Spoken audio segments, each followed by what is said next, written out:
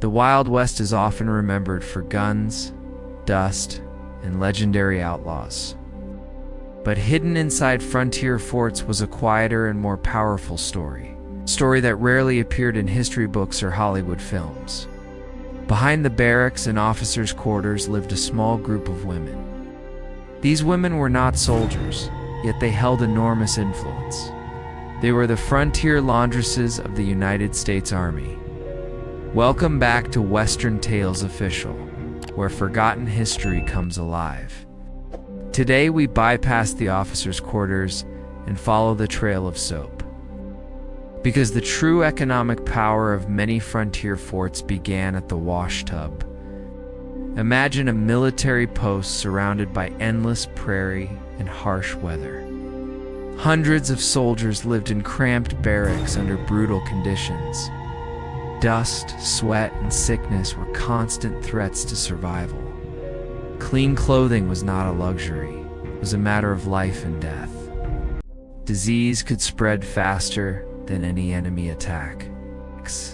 Infection and fever haunted soldiers across the frontier. One mistake in hygiene could weaken an entire regiment. This is where the laundresses entered the story. Army regulations allowed only a few women inside each fort. Often the rule was one laundress for every 19 soldiers. That ratio created a constant and desperate demand for their work. These women scrubbed heavy wool uniforms by hand every day. Boiling water, harsh lye soap, and freezing temperatures were routine. The work was brutal and exhausting beyond imagination. Yet the laundresses understood something very important. Whoever controlled cleanliness also controlled survival. And survival meant power inside the fort walls.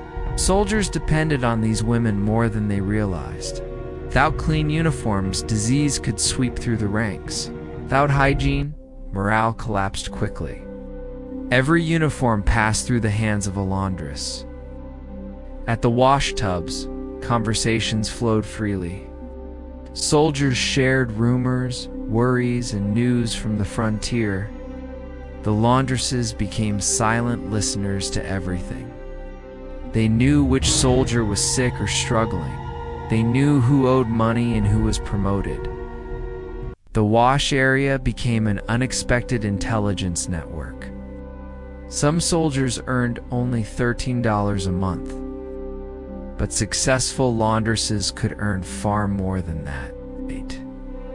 A busy laundress sometimes doubled or tripled a soldier's income. Their work created one of the earliest service economies in the West. Soon, many laundresses expanded their businesses. Some began repairing torn uniforms and sewing missing buttons. Others cooked small meals or sold fresh bread. A few quietly traded luxury goods inside the fort. Soap mixtures, special oils, and even homemade spirits appeared. What began as laundry slowly became a frontier marketplace. Soldiers often needed money before their next pay, and the laundresses had something valuable, cash on hand. Many began lending small sums to soldiers and officers. Loans came with interest, just like a real bank. This underground system became known as a shadow economy. Some laundresses managed finances better than military clerks. Over time, they built savings and financial independence. The wash tub became the center of economic activity. Entire rows of laundry tents formed areas called Suds Row. Suds Row developed its own social hierarchy and reputation. A respected laundress could influence the mood of the barracks. Soldiers treated them with unusual respect. Officers also understood their importance to the fort. In rare cases, laundresses even challenged unfair officers. Some refused service until conditions improved. Others filed legal complaints against abusive commanders. Surprisingly, many of them won those battles. Their legal status on post gave them unique protection. Few civilian women on the frontier had that advantage. Some laundresses married soldiers and built permanent lives there. Their homes became stable centers inside unstable frontier forts. They raised children and managed businesses at the same time. Yet, despite their influence, history often ignored their stories. Textbooks preferred to celebrate generals and famous battles. The laundresses of Suds Row slowly faded from public memory. Victorian ideals painted women as fragile and dependent, but frontier laundresses shattered that stereotype completely.